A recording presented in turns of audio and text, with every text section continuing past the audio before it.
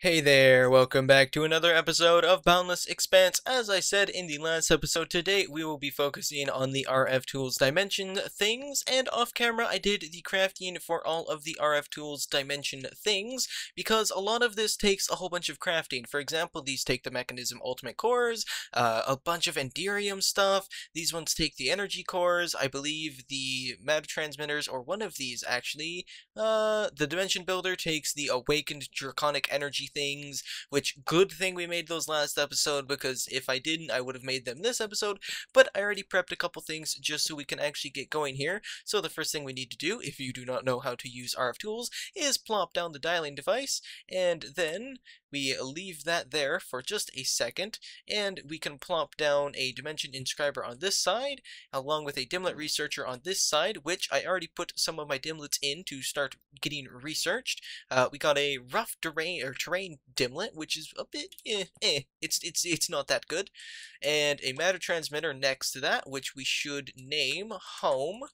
Boom, right? We should name this one home, and then we need to place down the receiver, and we'll name this one back.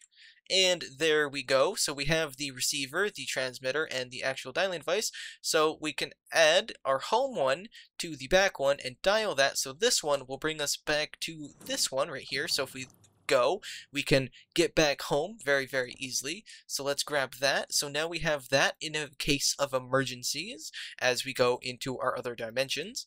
Then we can go here and have that one, and then we need the matter booster for our other adventures, and the dimension builder, which we just plop in a normal tab.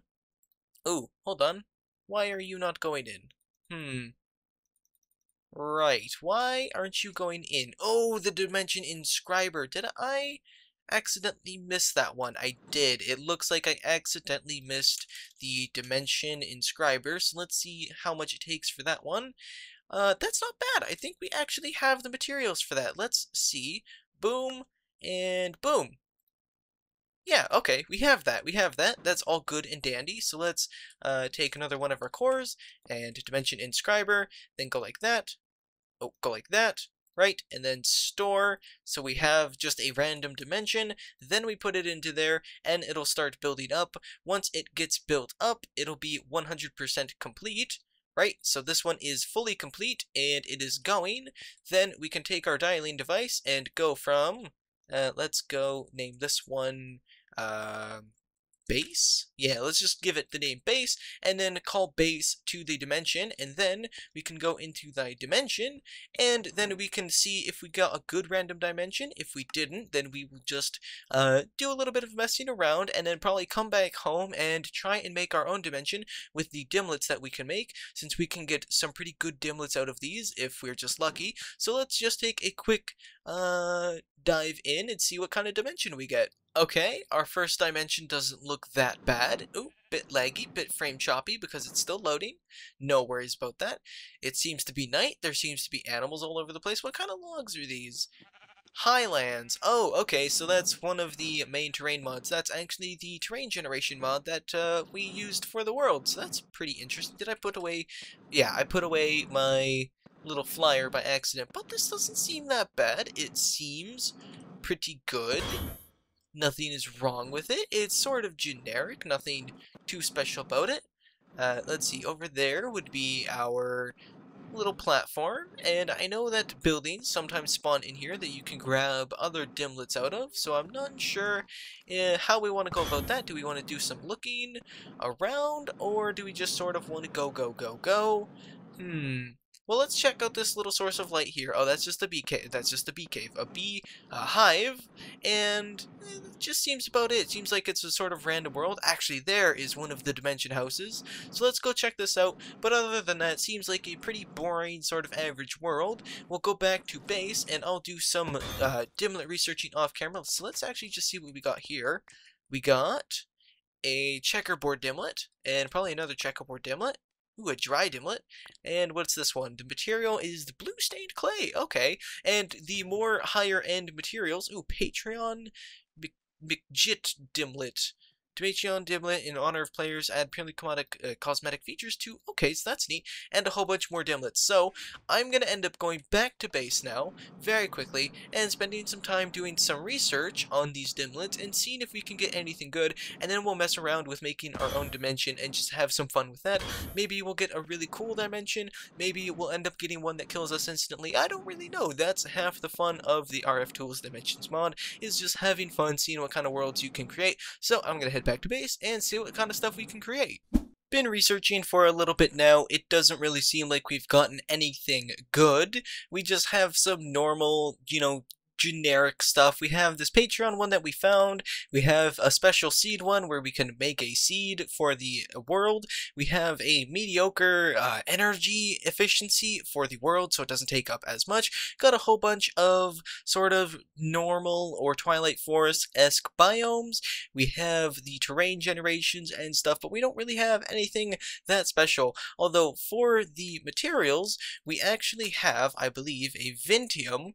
Yeah, we have a Vintium ore, and we also have another one, petrified wood one. We have electrotine ore, and electrotine ore is actually pretty helpful for silicone and such. You can use that. Let's pick this one up since we're about to go anyway. You can use the electrotine ore for Project Red expansion as the power source and such. But I have a couple more dimlets to research. I'll probably let the Enderman farm go for a little bit. I'm gonna see if we can get any actual interesting dimlets and then see you back in a second. Guys, look at what I just pulled out. Look at what I just pulled out. Liquid Resonant Ender, a rarity of 5. A rarity of 5. This has to be extremely rare. We got a Resonant Ender dimlet. Okay, I have about 64 more dimlets from running the Enderman farm, so I'm gonna go through those. But we just got a Resonant Ender dimlet. That's going to help us so much. I wish I can get more luck. I wish I can get more luck. But I'm going to have to keep going here and seeing what we get. Like Sick Hippie. I don't know what that does. So I want to check out these Patreon ones as well. But I'm just excited we got that Resonant Ender one. That makes me so happy right now. That's going to help us for quite a bit.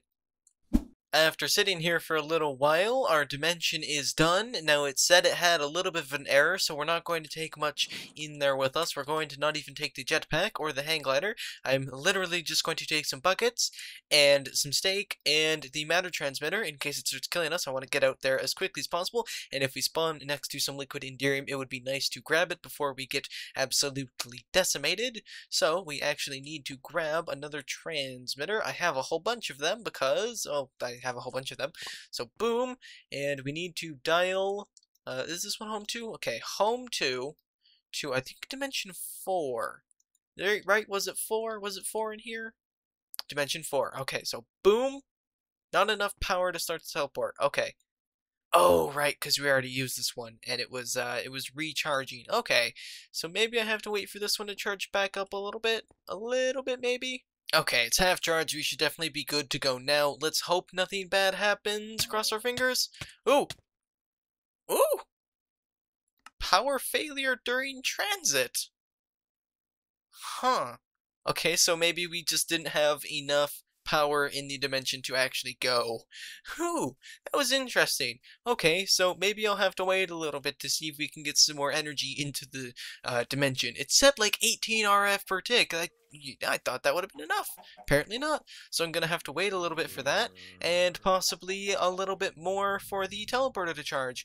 Other than that, I'm going to see you back when we can actually get into the dimension.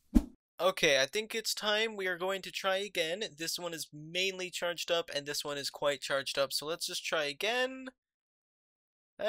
Okay, we're actually getting transmitted. Sweet! And we're in. We have a whole bunch of endstone. Oh, bad dimension. Bad dimension. Bad dimension. Bad dimension. Out, out, out, out, out. Get out.